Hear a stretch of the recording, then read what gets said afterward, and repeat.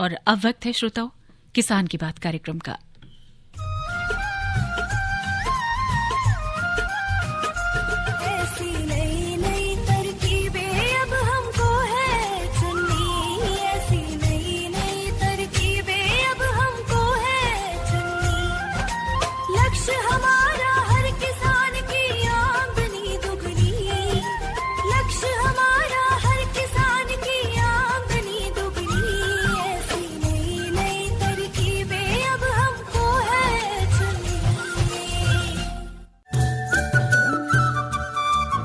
इस कार्यक्रम के प्रायोजक है कृषि एवं किसान कल्याण मंत्रालय, भारत सरकार। हर जोखिम से निकल कर फसल आए, सुरक्षित हो जाए। फसल बीमा से हर किसान अब आत्मनिर्भर हो जाए। संकट के समय प्रधानमंत्री फसल बीमा योजना किसानों के लिए वरदान है। अब सूखा पड़े या बाढ़ आ जाए कोई डर नहीं, अब ओले पड़े या कीट पतंगे फसल खा जाए कोई फिक्र नहीं, क्योंकि हमने लिया है प्रधानमंत्री फसल बीमा। बुआई से फसल कटाई तक हर जोखिम का दावा, न्यूनतम प्रीमियम पर अधिकतम भुगतान का वादा। योजना से हर साल जुड़ रहे हैं 5 करोड़ से ज्यादा किसान। अब आपकी है बारी। नजदीकी कृषि कार्यालय, सहकारी समिति, बैंक शाखा, अधिकृत बीमा कंपनी या जन सेवा केंद्र में स्वेच्छा से करा सकते हैं पंजीकरण। फसल बीमा पोर्टल या फसल बीमा ऐप द्वारा भी कराया जा सकता है पंजीकरण। प्रधानमंत्री फसल बीमा योजना, आपकी फसलों का संपूर्ण सुरक्षा कवच। कृषि एवं किसान कल्याण मंत्रालय, भारत सरकार। सभी किसान भाई बहनों को मेरा नमस्कार। मैं हूं आपके साथ आपकी दोस्त सुषमा और मैं हूं सुषमा के साथ आज संजय, और हमारे तमाम श्रोताओं को और सुषमा जी आपका भी बहुत बहुत स्वागत है किसान की बात कार्यक्रम में। बिल्कुल स्वागत है सभी किसान भाई बहनों का, और स्वागत करेंगे हम आज के एक्सपर्ट का भी। और उससे पहले कि हम एक्सपर्ट से इंट्रोड्यूस करवाएं और आपको बताएं कि आज हम एक विशेष टॉपिक पर बात करने वाले हैं जी संजय, और वो है हमारा पाम ऑयल। सभी जानते हैं, हम इस्तेमाल भी करते हैं, हर घर के किचन में होता है। लेकिन पाम जो ऑयल है ये हमारे देश के हर हिस्से में नहीं इसकी पैदावार होती है। कुछ खास देश के हिस्से होते हैं, कोस्टल एरियाज होते हैं जहां इसकी पैदावार बहुत देखी जाती है। लेकिन अब जरूरत है कि ज्यादा से ज्यादा किसान भाई बहन इस पाम ऑयल की पैदावार से जुड़े, और जो हम आयात करते हैं वो कम से कम हो, और हम उस स्थिति में पहुंच जाएं कि हम उस मुकाम पर पहुंचे कि हम देश के लिए पाम ऑयल निर्यात करना शुरू कर दें। जी बिल्कुल, और खाद्य तेलों की जो आपूर्ति है वो ज्यादा से ज्यादा हो सके हमारे देश के अंदर। और आपने एक हिस्सा बताया पाम ऑयल मिशन, और एक और टॉपिक है आज हमारा जो बहुत ही महत्वपूर्ण विषय है, और वो है पोषक सुरक्षा मिशन। यानी आज हम बात करने वाले हैं पाम ऑयल मिशन और पोषण सुरक्षा मिशन के बारे में। हम दोनों ही सब्जेक्ट पे बात करेंगे, लेकिन सबसे पहले हम बात करेंगे पाम ऑयल की। इस सब्जेक्ट पे बात करने के लिए आज हमने आमंत्रित किया है अपने विशेषज्ञों को, और आज है हमारे साथ डॉक्टर यशवीर सिंह शिवे, प्रधान वैज्ञानिक हैं सस्य विज्ञान संभाग, भारतीय कृषि अनुसंधान संस्थान, पूसा, नई दिल्ली में। डॉक्टर साहब बहुत बहुत स्वागत है। धन्यवाद जी, बहुत बहुत, और श्रोताओं को मेरी तरफ से भी नमस्कार। जी श्रोतागण, अगर आप भी हमारे इस प्रोग्राम से जुड़ना चाहते हैं तो आप हमसे फोन के माध्यम से जुड़ सकते हैं। जी हाँ, ये लाइव इन कार्यक्रम है और हमारे फोन नंबर्स खुले हुए हैं। आपकी बातों का, आपके प्रश्नों का, आपके सुझाव का, आपकी हर चीज का बहुत ही बेसब्री के साथ इंतजार है। और फोन नंबर हम आपको बता दें, हमारा फोन नंबर है 23421081, और जो दिल्ली के बाहर के श्रोता हैं वो 011 लगा सकते हैं। एक बार फिर से मैं फोन नंबर रिपीट कर दूं, 23421081। जी, ये फोन नंबर आपने नोट कर लिया, और अब आते हैं सब्जेक्ट पर। डॉक्टर शिवे जी, पाम ऑयल मिशन से लगता है कि एक मिशन जैसे छिड़ गई है और हमें इस चीज को आगे बढ़ाना है। बहुत सारे तेल हैं इस देश में, तिलहनी फसलें हैं जिनकी पैदावार खूब होती है, तो पाम ऑयल मिशन क्या है इसका? देखिए, पाम ऑयल मिशन जो है ये एक केंद्र सरकार द्वारा प्रायोजित मिशन है, योजना है, जिसके माध्यम से हम पाम ऑयल की कल्टीवेशन को बढ़ाना चाहते हैं और पाम ऑयल की उपलब्धता अपने जो कंज्यूमर्स हैं हमारे देश में, जो उपभोक्ता हैं, उनके लिए बढ़ाना चाहते हैं। क्योंकि इस समय बहुत सारा जो पाम ऑयल है हम दूसरे देशों से आयात करते हैं, और जो काफी हमारी विदेशी मुद्रा है उसमें खर्च हो जाती है।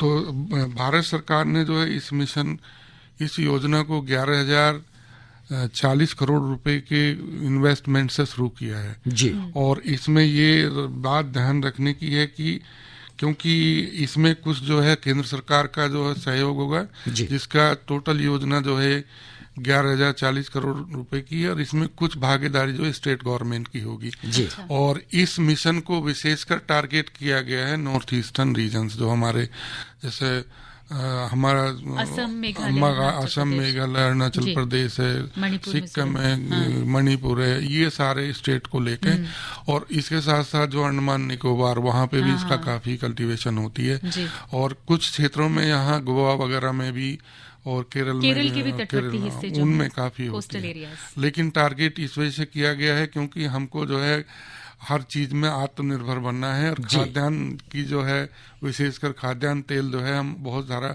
सबसे ज्यादा इंपोर्ट करते हैं, तो उसके ऊपर हमारा काफी विदेशी मुद्रा खर्च होती है। तो इसको जो है आत्मनिर्भर बनाने के लिए सरकार ने इसको मिशन मोड में लेकर आए हैं जी। और इसमें कुछ समय सीमा भी निर्धारित की गई है कि तब तक जो है हम अचीव कर लेंगे। और इसके अंदर जो है उन्होंने सबसे बड़ी बात ये रखी है क्योंकि ये मिशन जो है केवल national mission on edible oils and palm oil को लेके ही है जी। और वैसे तो हमारे यहाँ जो एडिबल ऑयल्स है या हमारी ऑयल सीड का प्रोडक्शन है वो करीब करीब 36-37 मिलियन टन के आसपास है, लेकिन उसमें मेजर कंट्रीब्यूशन जो है हमारा सोयाबीन का है या रेपसीड मस्टर्ड का, ग्राउंडनट का, साफ्लावर का, सनफ्लावर का, इनका है। लेकिन फिर भी हमको जो है काफ़ी जो खाद्य तेल है वो आयात करना पड़ता है, तो उसके लिए जो है हमको मिशन मोड पे काम करने की ज़रूरत है ताकि हम सबकी जो जवाबदेही बना सकें और फिर जो है हम उसी के हिसाब से जो है उसको एक तरीके से आत्मनिर्भर हो जाएं हर चीज़ के अंदर। तो इन चीज़ों को करने के लिए केंद्र सरकार ने जो है इसको प्रायोजित किया है कार्यक्रम को जी। और इसमें जो है जो स्टेट गवर्नमेंट का शेयर है वो भी करीब 2,196 करोड़ रुपए का रखा गया है जी। तो इस तरीके से जो है इस फंड को प्रायोजित करने के लिए हमको जो है बहुत सारा जो है एलोकेशन फंड का किया गया है। 11,040 करोड़ रुपए जो है केंद्र सरकार ने रखे हैं, कुछ स्टेट गवर्नमेंट ने। तो इस तरीके से जो है हम इस समय लगभग हमारा जो है ये कह सकते हैं कि जो खाद्यान्न का जो खाद्य तेल का उत्पादन है वो करीब करीब जो है 36-37 मिलियन टन है, लेकिन उसके बावजूद भी हमको जो है काफ़ी आयात करना पड़ता है। तो इस समय जो है हमारी करीब 3.7 लाख हेक्टेयर क्षेत्रफल पर जो है पाम ऑयल हो रहा है जी। पाम ऑयल का कल्टीवेशन हो रहा है, लेकिन हम इसको जो है बढ़ाना चाहते हैं करीब करीब 28 लाख हेक्टेयर क्षेत्रफल पर जी। तो ये काफ़ी बड़ा मिशन है और ये इसकी बहुत सारी प्रबल संभावनाएं यूँ हैं क्योंकि बहुत सारा जो हमारा कल्टीवेटेड एरिया है तो उसमें जो है इसका प्लांटेशन किया जा सकता है और नया प्लांटेशन किया जा सकता है और इसके साथ साथ किसी ने जो प्लांटेशन कर रखा है तो उसमें जो है रिजुविनेट करके नए पौधे भी लगाए जा सकते हैं जी। तो इसके लिए जो है भारत सरकार ने जो भी हमारी योजनाएं रखी हैं उसमें जो विशेषकर अनुदान देने की बात की है वो भी बहुत अच्छी है कि पहले जो थे कोई बाग लगाना चाहता है ऑयल पाम का तो उसको करीब 12,000 करोड़ 12,000 रुपए देते थे, लेकिन जी डॉक्टर साहब जैसा कि अभी आपने बताया कि खाद्य तेल जो है इसके लिए हम आत्मनिर्भर बनना चाहते हैं और पाम ऑयल मिशन जैसा कि मिशन शब्द का इसमें इस्तेमाल किया गया है, ये इसका जो आने वाले समय में जो इम्पैक्ट पड़ेगा वो जाहिर तौर पर जबरदस्त पड़ने वाला है, इसमें कोई शक नहीं है। लेकिन हम आपसे ये जानना चाहेंगे कि किसानों के लिए, क्योंकि हम बात किसानों की कर रहे हैं तो जाहिर सी बात है कि किसानों के लिए ये मिशन या योजना हम कह लें किस तरीके से लाभप्रद होने वाला है। हाँ देखिए, लाभप्रद यूँ होने वाला है, इसमें 2-3 बातें रखी गई हैं। एक तो अनुदान जो है प्लांटेशन के लिए दिया जा रहा है, पहले 12,000 रुपए दिए जाते प्रति हेक्टेयर के हिसाब से, अब जो है उसको बढ़ा के इन्होंने करीब करीब जो है 29,000 रुपए प्रति हेक्टेयर के हिसाब से कर दिया है। और इसके साथ साथ जो है एक जो परचेज करने के लिए इन्होंने एक केंद्र सरकार ने योजना बनाई है कि इसको जो है हर एक साल जो है परचेज किया जाएगा और जो हमारा इंटरनेशनल मार्केट प्राइसेस होती हैं उसके पैरेलल उस पर ही रखा जाएगा, ताकि जो है हम उनको ये सुरक्षित कह सकें कि आपका प्रोडक्शन करने के बाद में आपको कहीं मार्केट के लिए भटकने की जरूरत नहीं है। इसके लिए जो है परचेज करेगी गवर्नमेंट और इसको प्रोसेस करके, क्योंकि पाम ऑयल जो है काफ़ी चीज़ों में खाद्यान्न सुरक्षा में तो है ही है, खाद्य तेल के रूप में, लेकिन दूसरे इंडस्ट्रियल यूज में भी काफ़ी यूज होता है। जैसा हमारा पेंट्स वगैरह है या फार्मास्यूटिकल्स हैं, कॉस्मेटिक्स वगैरह, इनमें काफ़ी जगह यूज होता है। तो हम काफ़ी सारा जो है आयात करते हैं बहुत से दूसरे देशों से भी अपने इसको, तो इसकी ज़रूरत यूं ही पड़ी है और किसान इससे लाभान्वित दो तरीके से होंगे। एक तो जो है उनको जो है वेस्ट लैंड पड़ी है वो इसको लगा सकते हैं अपनी वेस्ट लैंड के अंदर, और दूसरी जो यदि किसी ने पहले से कल्टीवेशन कर रहे हैं तो उसमें जो है वो रिजुवनेट करके उनको सब्सिडी मिलेगी, और सब्सिडी के साथ साथ जो है उनको ये भी सुरक्षा मिलेगी कि उनका जो प्रोड्यूस होगा वो खरीदा जाएगा और उसकी मार्केटिंग की जाएगी और फिर उसको जो है अच्छे ढंग से बाजार में लाया जाएगा, ताकि हम बाहर से ना इंपोर्ट कर सकें। तो किसानों की आय जो बढ़ेगी इससे, और दूसरी बात यह है कि हमको जो है दूसरे देशों पर निर्भर नहीं रहना पड़ेगा। तो किसानों को दो तरीके से फायदा होने वाला है। जो बातें आपने बताई, जाहिर है कि किसान जब इसकी खेती करेंगे तो उन्हें सब्सिडी के तौर पर जो रकम मिलेगी तो उनकी खेती में जो लागत होने वाली है वो कम हो जाएगी, और जब खेती में लागत कम होगी तो उनको फायदा ज्यादा से ज्यादा पहुंच सकता है। यानी ये एक योजना जो है वो समझ में आती है, बिल्कुल किसानों को इस तरीके से फायदा हो सकता है। इसमें एक बात मैं और बताना चाहूंगा, क्योंकि इसमें प्लांटिंग मटेरियल की समस्या आती है। तो प्लांटिंग मटेरियल के लिए जो है गवर्नमेंट ने ये रखा है कि मतलब 25 लाख रुपए जो प्रति 15 हेक्टेयर के हिसाब से देने का प्रायोजन रखा गया है इस national mission on oil palm में। और इसके साथ साथ जो है ये भी रखा गया है नॉर्थ ईस्टर्न रीजन्स के लिए, उसमें 100 लाख रुपए रखा गया है ताकि जो है फॉर 15 हेक्टेयर के लिए, ताकि कोई भी नर्सरी बना सके और उसका सैम्पलिंग सीडलिंग तैयार कर सके और किसानों को दे सके। तो ये भी बहुत बड़ा एक मतलब इसमें एंटरप्रेन्योर भी डेवलप हो रहा है। जो किसान भाई बहन अपनी नर्सरी बनाना चाहते हैं इसकी दूसरे किसान भाई और बहनों को लगाने के लिए, तो वो नर्सरी के माध्यम से भी इसका फायदा उठा सकते हैं।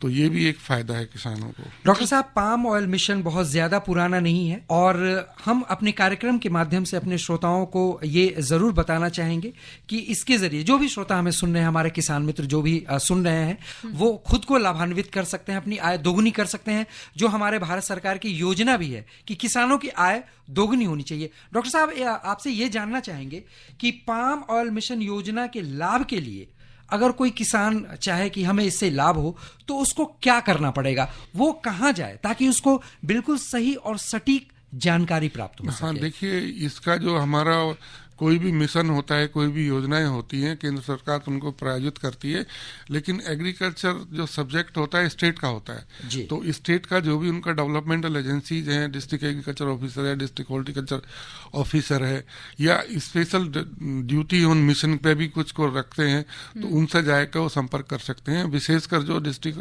हॉर्टिकल्चर मिशन के अंदर ये आता है, तो डिस्ट्रिक्ट हॉर्टिकल्चर ऑफिसर के पास में जाएंगे किसान भाई, तो उनसे जानकारी लेंगे और जो भी सब्सिडी अनुदान है वो उनको प्राप्त हो जाएगा और वो सही जानकारी देंगे और ये भी सजेस्ट करेंगे कि आपको अच्छे जो सीड है, मटेरियल है, वो कहाँ से मिलेगा, नर्सरी, वो ये भी सजेस्ट करेंगे। और इसके साथ साथ ये भी बताएंगे कि आपको जो है किस तरीके से इसको लगाना है, कितना खाद पानी और किस किस तरीके से इसकी देखरेख करनी है। तो ये सारी जो सुविधाएं लेने के लिए, जानकारी लेने के लिए, उनको जो एग्रीकल्चर डिपार्टमेंट की डेवलपमेंटल ऑफिसर्स होते हैं, जो भी डिस्ट्रिक्ट एग्रीकल्चर ऑफिसर और डिस्ट्रिक्ट एग्रीकल्चर ऑफिसर, तो उनके माध्यम से वो जानकारी लेकर इसका फायदा उठा सकते हैं। जी डॉक्टर साहब, देखिए, हम बात कर रहे हैं पाम ऑयल की, तो किसान ऐसी क्या चीज है पाम ऑयल में, क्योंकि बहुत सारी हमारी तिलहनी फसलें हैं जिसमें से हमें ऑयल मिलता है, चाहे वो सरसों का तेल हो, मूंगफली का तेल हो, तो पाम ऑयल की जो न्यूट्रिशनल वैल्यू है वो क्या है और उससे किस तरह से बेहतर है और तेलों के मुकाबले? हाँ, देखिए, इसका तेल खाने में अच्छा होता है और ज़्यादातर हमारा जो भी इंपोर्ट हम कर रहे हैं, चाहे थाईलैंड से या इंडोनेशिया से ज़्यादातर हम इंपोर्ट करते हैं, तो वहाँ से इसको जो है प्रोसेस करके हम मार्केट में सप्लाई करते हैं, सप्लाई चेन में लेके आते हैं। तो सारे इसमें जो भी हमारे अच्छे फैटी एसिड की क्वालिटी होती है वो पाई जाती है खाने में। और इस तरीके से मैं ये बताना चाहूँगा कि पाम ऑयल एक ऐसी क्रॉप है और एडिबल ऑयल की कि इसमें जो है प्रति हेक्टेयर एरिया के हिसाब से या पर यूनिट एरिया के हिसाब से, पर यूनिट टाइम मतलब प्रति इकाई समय, प्रति इकाई क्षेत्रफल के हिसाब से ज़्यादा पैदावार होती है। और दूसरी जो हमारी एडिबल ऑयल्स की तेल वाली फसलें उनकी अपेक्षा। अच्छा। तो इस वजह से जो है ये अच्छा है और इसी वजह से भारत सरकार ने इसको मिशन मोड में लेकर आए प्रमोशन के लिए, क्योंकि कोई भी ऐसी फसल दूसरी एडिबल ऑयल्स की नहीं है जो इतना सारा तेल हमको जो प्रति यूनिट और एरिया और प्रति यूनिट जो हमको समय के अनुसार दे सके। ये एक ऐसी फसल है कि हमको जो है बहुत अधिक पैदावार देती है। और शायद यही कारण है कि जो सरकार ने जो अब तक 3.5 लाख हेक्टेयर क्षेत्र में जो इसकी फसल या खेती हो रही थी उसे बढ़ा दिया गया है। हाँ जी, यही कारण है, क्योंकि इससे ही हमको जो ज्यादा जितना इम्पोर्ट कर एरिया भी मिल जाएगा और प्रोडक्शन भी अच्छा मिलेगा, प्रोडक्टिविटी भी इसकी अच्छी होती है दूसरी क्रॉप्स की अपेक्षा। तो कॉस्ट ऑफ प्रोडक्शन है वो और तेलों के मुकाबले क्या इसकी ज्यादा होती है? नहीं, इसकी इतनी कॉस्ट इतनी नहीं होती है, क्योंकि ये तो पेरिनियल टाइप की है, तो इसमें इतना सारा वो नहीं होता है। और इसको जो है हम एक बार लगाएंगे तो काफ़ी दिन तक इसको जो है यूज कर सकते हैं। और इसके जो हमको फल मिलता है, फल से हम जो है सीड निकालते हैं। समय सीमा कितनी होती है, मतलब कब तक तैयार हो जाती है? ये जो है 1-2 साल के अंदर ही जो देना शुरू कर देता है, कोई ऐसी दिक्कत नहीं। डॉक्टर साहब, हमारे कई ऐसे किसान मित्र जो इस वक्त हमें सुन रहे हैं देश के विभिन्न हिस्सों में, कई के मन में ये विचार जरूर आ रहा होगा कि इसकी खेती की जाए, पाम ऑयल का प्रोडक्शन किया जाए, और कईयों के पास पुराने बाग भी होंगे। तो पाम ऑयल की जो नई तरीके से शुरुआत करना चाहेंगे इसकी खेती की, तो उन्हें क्या कुछ सुविधा मिल सकती है सरकार की तरफ से, या जो जिनके पास पुराने बाग हैं और वो फिर से चाह रहे होंगे कि सब्सिडी के माध्यम से हमें ज़्यादा से ज़्यादा सहायता मिल जाए और हम फिर से अपने बागों को जीवंत करें और हमें ज़्यादा से ज़्यादा लाभ मिले? हाँ, देखिए, अच्छा प्रश्न आपने पूछा है। सब्सिडी एक बहुत अच्छा माध्यम है किसानों को किसी भी चीज़ को प्रमोट करने के लिए या उसको कॉस्ट ऑफ कल्टीवेशन को कम करने के लिए जी। तो इस तरीके से कोई नया बाग लगाना चाह रहा है तो इसके लिए जो है सब्सिडी गवर्नमेंट दे रही है करीब 29,000 रुपये पर हेक्टेयर के हिसाब से, जो पहले करीब 12,000 रुपये पर हेक्टेयर के हिसाब से। इसमें एक बड़ा अंतर आ गया, बहुत बड़ा अंतर आ गया। दूने से भी ज्यादा सब्सिडी गवर्नमेंट ने करती है। और दूसरी बात यह है कि जो किसान भाई बहन जो है अपने पुराने पौधे हैं उनको जो है नए पौधे लगाने जा रहे हैं, तो नए पौधों के लिए जो है पर पौधे के हिसाब से 250 रुपये सब्सिडी दे रही है गवर्नमेंट। तो वो जो पुराने पौधे हो गए अनप्रोडक्टिव हो गए तो उनको हटा के काट के और उनकी जगह नए पौधे लगा सकते हैं। तो ये सारा अनुदान जो है भारत सरकार के माध्यम से किसानों को दिया जा रहा है। और इसका विशेष टारगेट जो रखा गया एरिया वो हमारा नॉर्थ ईस्टर्न रीजन है। सारे नॉर्थ ईस्टर्न रीजन में जो हमारे आते हैं, चाहे हमारा अरुणाचल है, मेघालय है, सिक्किम है, मणिपुर है, तो 7 सिस्टर्स मेनली काउंट होती हैं, 7 सिस्टर्स। और उसके साथ साथ अंडमान निकोबार को भी कंसिडर किया गया। तो ये चीज जो है मैं आपके सामने या आपके माध्यम से किसानों को बताना चाहता हूँ कि जरूर जो इसका फायदा उठाएं।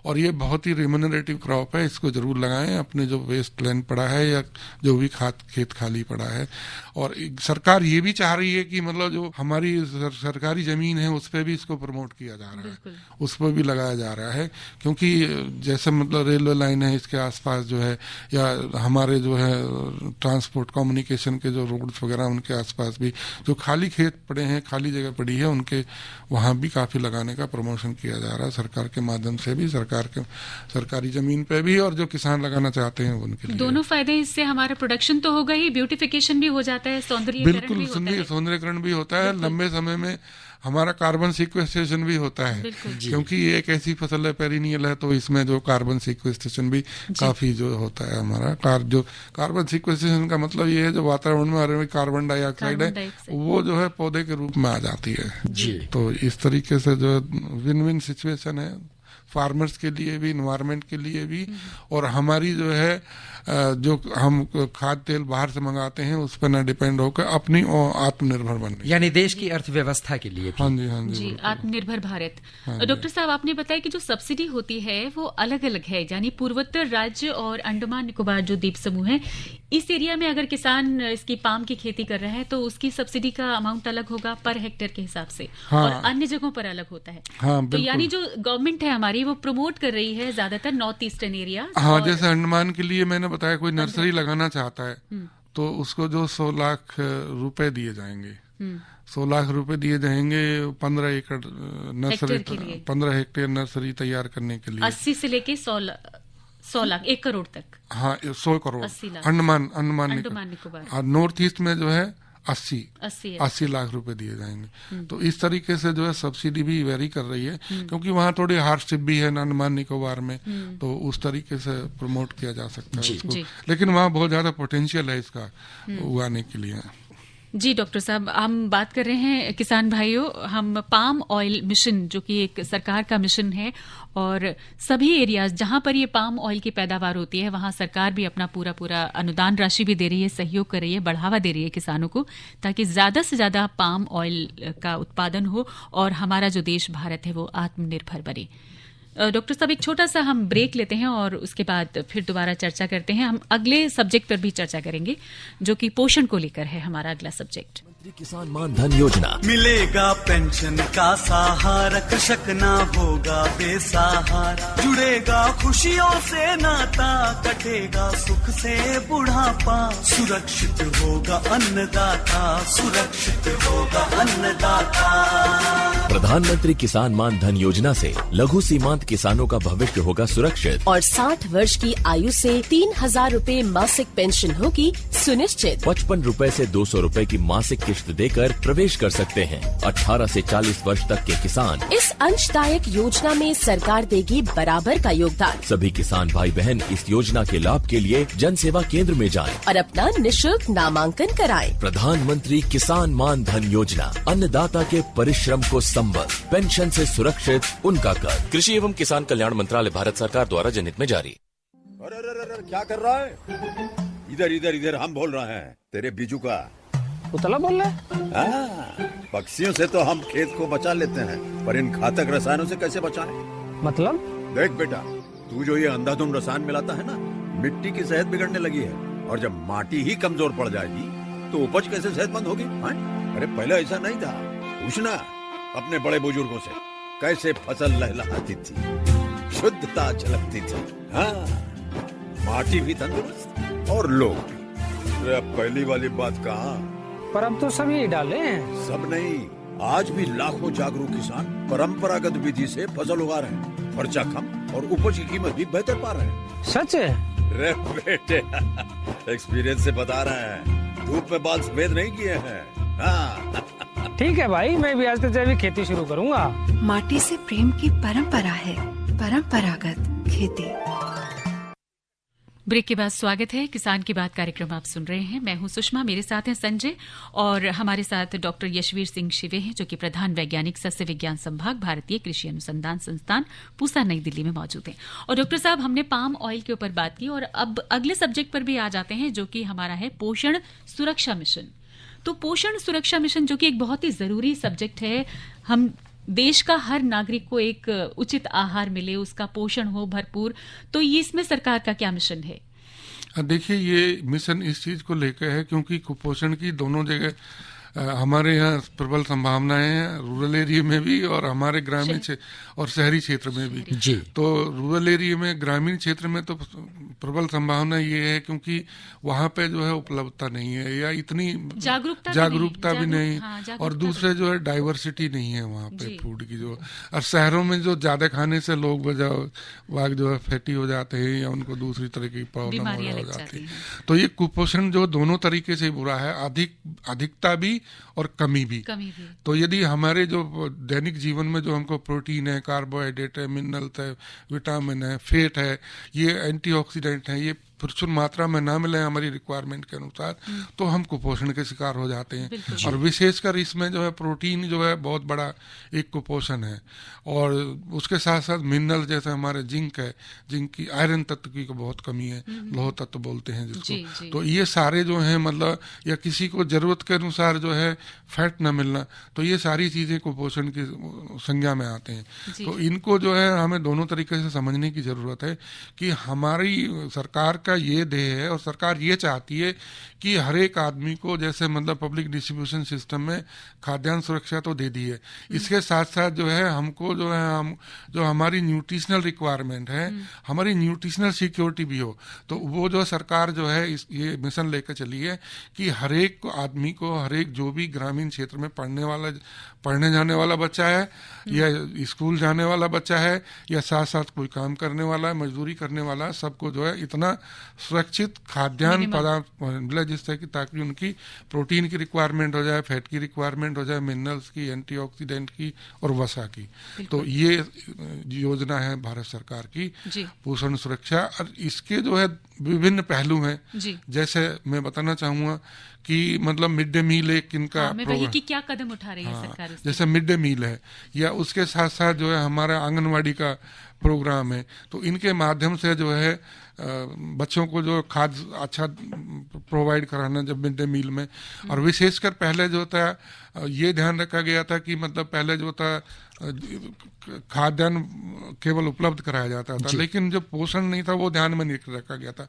लेकिन अभी मिड डे मील में जैसे बहुत सी जगह अंडा खाते हैं तो अंडा देना शुरू कर दिया, दूध है तो दूध की देना शुरू कर दिया है। तो ये सारी चीजें हैं। और इसके साथ साथ मैं ये भी बताना चाहूंगा कि किसान की भागीदारी बहुत ज्यादा हो सकती है, जो किसानों की भागीदारी, वो इस वजह से मैं कहना चाह रहा हूँ क्योंकि जो किसान यदि बायोफोर्टिफाइड वैरायटी उगाएंगे, जो निकाली है हमारे वैज्ञानिकों ने अनुसंधान करके, और हमारे करीब 87 बायोफोर्टिफाइड वैरायटी रिलीज हो गई हैं, और उनमें जो हम प्रोटीन है, विटामिन है, मिनरल है, जिंक है, आयरन है, एंटीऑक्सीडेंट है, ये ज्यादा प्रचुर मात्रा में पाए जाते हैं।